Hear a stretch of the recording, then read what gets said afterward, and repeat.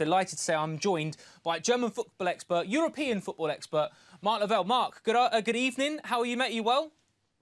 I'm well, Joe. Good to speak to you again. Yeah, looking forward to a good game tonight in Dortmund. Absolutely. Pleasure to have you on the show. Thank you very much for your time. I want to speak to you about Borussia Dortmund because, again, there's lots of things that Chelsea fans will look to. We've noticed a certain Jude Bellingham wearing the captain's armband this evening. How important has he been for them and how good is he from a Germany perspective? Because we know in an England shirt we've seen him how brilliant he is, but how good is he? Well, he's 19 years old. He's the captain of the side, the driving force, the talisman. He provides he's a real all-round player. At just 19, and the coach, Terzic, calls him the oldest 19-year-old in the world. He's such a player at 19 years old, and it's just going to be a pleasure to watch him develop over the next decade. A lot of talk, of course, of a move, even at 19, just so much ahead of him. But this Dortmund team is not just about Jude Bellingham. They have a lot of talent in all areas of the pitch. Absolutely, and I mean, to be fair, Terzic didn't see me at 19, Mark, so I had grey hairs then. So again, you can only judge it on what you've seen, of course. But you mentioned this Dortmund team is a very good side. They've been faultless since coming back from the World Cup, haven't they? I think they've won every game they've been involved in. Again, how good are we talking about a Borussia Dortmund team? Because nostalgically, you look back at the teams of the past. The team that got to the Champions League final with Lewandowski, and again even further back, teams that have won it. Well, Paul Lambert in '97 for Borussia Dortmund. They've had brilliant teams over the decades. How good is this one in comparison?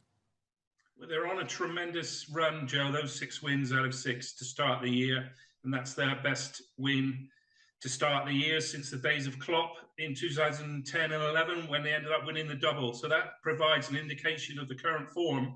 I have my doubts, though, that they'll be able to carry on that winning impetus.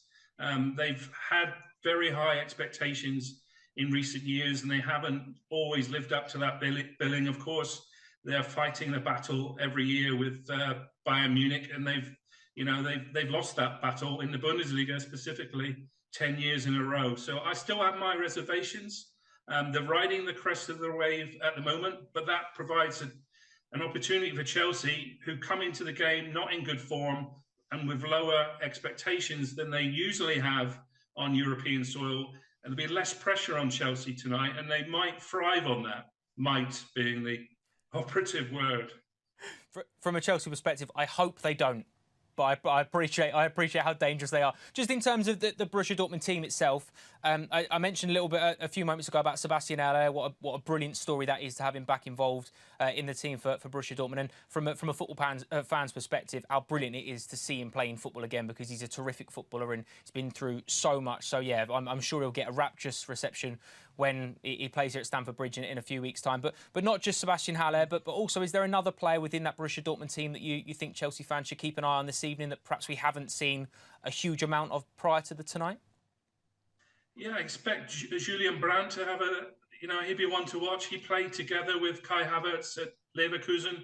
He generally goes under the radar, but he's been a real impressive player for Dortmund this season. Julian Brandt. He can play anywhere across midfield, wide areas. He has an eye for goal. He sets up goals, and he's a player to watch tonight for me.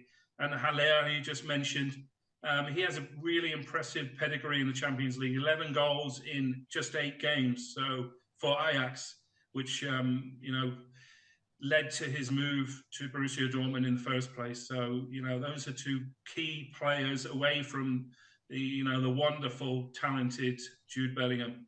Absolutely. And just on the substitutes bench as well, there is a young lad, Bino Gittins, who we can't claim because he was at Cobham at a young age, but I think he was at under-8s, under-9 sort of area when he was at Chelsea. He's obviously gone to pastures new, but again, a very, very exciting talent. How good is he? Because obviously the comparisons in the UK have very much been, as soon as you see a young English talent doing well at Borussia Dortmund, you immediately put them on the same sort of level of Jude Bellingham territory. Well, I guess that's quite dangerous because he can be a fantastic player in his own right, can't he? Absolutely, he will be. He's just 18, and he's able to fly under the radar a little bit because of Bellingham at 19.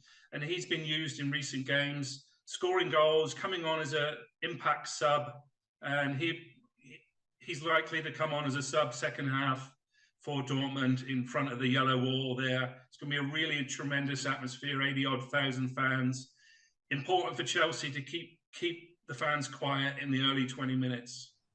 Just on that, actually, Mark, because, again, I'm sure every football fan on the planet, or every football geek that I would put myself in that bracket for, Borussia Dortmund and going to the Westfalenstadion is one of those where it's at the top of the bucket list. You know, you see the pictures, how incredible it looks, the atmosphere, how good it is. As someone that's been to games in Dortmund, for us that haven't, can you talk us through how important that atmosphere is and what part that will play tonight? Chelsea need to keep the fans quiet for as long as possible. If the fans, have plenty to celebrate early on in the game, it's going to be a tough task for Chelsea. Chelsea need to retain possession of the ball, keep it quiet, no panic, and really, play to their strengths. And Graham Potter, that's the sort of football that he likes to play. It's going to be a really interesting test, though, whether the players are up to the job in such a really hot atmosphere.